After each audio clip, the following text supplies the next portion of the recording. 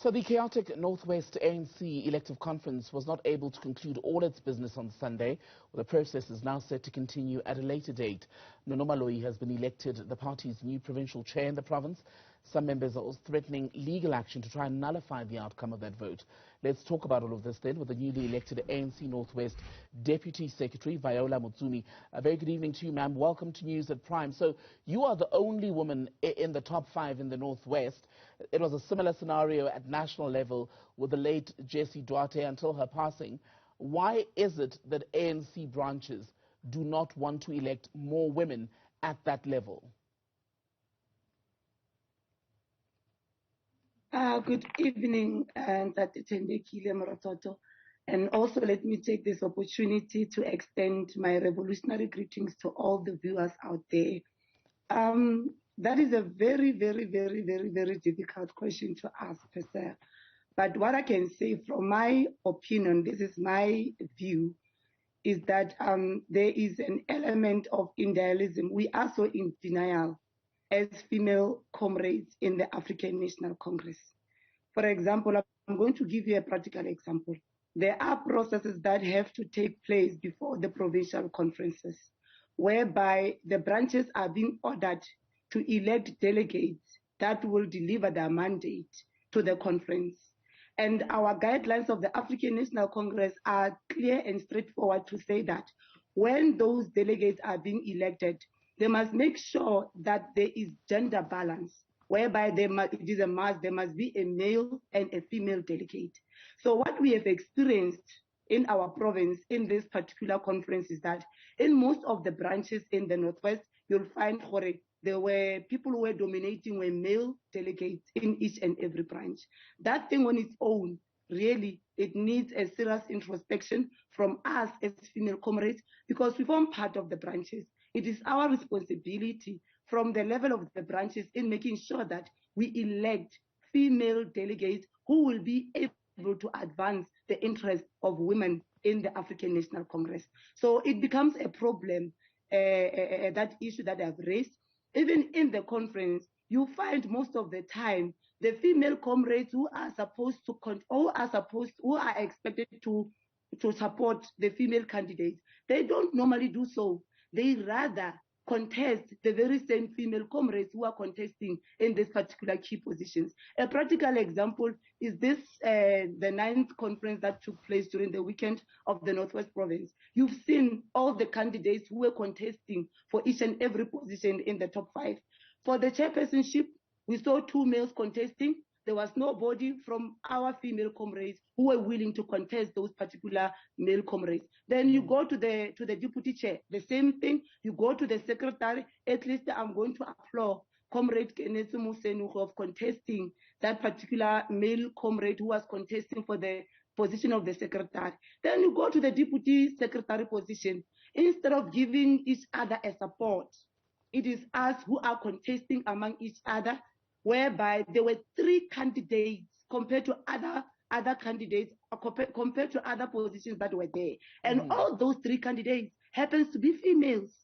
But in that scenario, pardon me, in that scenario which you said, be it the makeup of what you say are predominantly branches in some instances, and even women delegates, as you say, opting to go against women whose names have been put forward to contest these very important roles, can the ANC then still claim to be a leader when it comes to ensuring gender balance in leadership, when its very own members are defying a directive to make sure that when a leadership is elected, it is balanced at a gender level? I mean, here you sit now, the only woman in the top 5.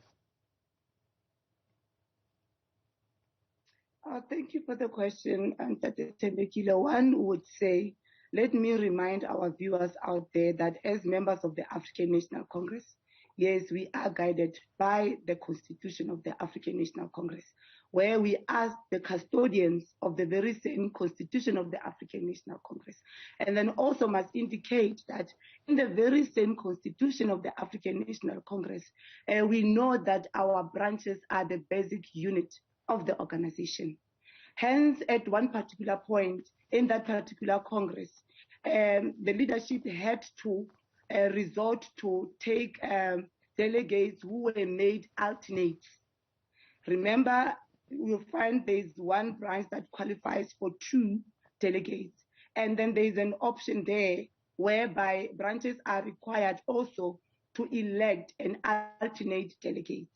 That is why it was resorted whereby the alternate delegate, who happens to be a female delegate, had to be taken to replace the male candidates there, so that there must be a gender balance in terms of issues of delegates to that particular conference. But also I must also make emphasis, Tembekile, to say that it must be a lesson to us as female comrades who have joined the African National Congress, because I strongly believe that there are so many women in our organization who do have capacity to occupy this particular strategic position. And also, to avoid any confusion regarding my submission here, I must also indicate to you that per our constitution of the African National Congress is very clear and straightforward in terms of the composition of the Provincial Executive Committee. It is very clear and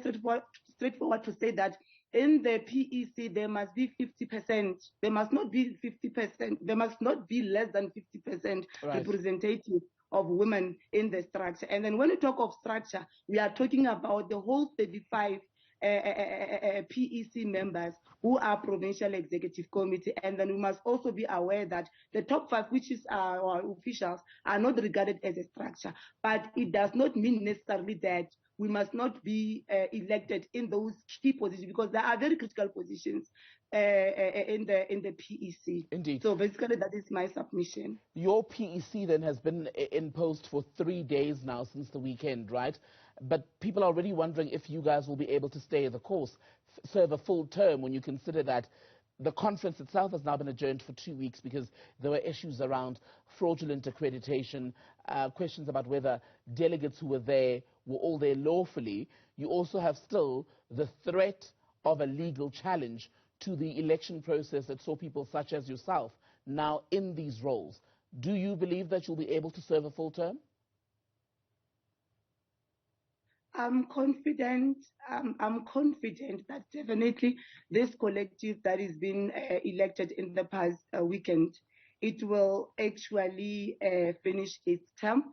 And then also I must indicate, Tembekile, that it has been a culture in our organization whereby each and every conference you'll see so many comrades who were contesting, who were participating in the very same processes. After losing the contestation, normally they resort to court and so on. So those are one of the issues that we are going to concentrate on as the newly elected leadership, because we know that in terms of processes and procedures of the African National Congress, we know that if you are a member of the African National Congress, you took an oath.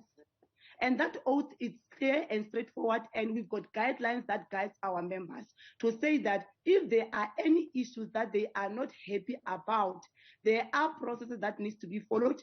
They must follow the processes internally even before they can resort to court.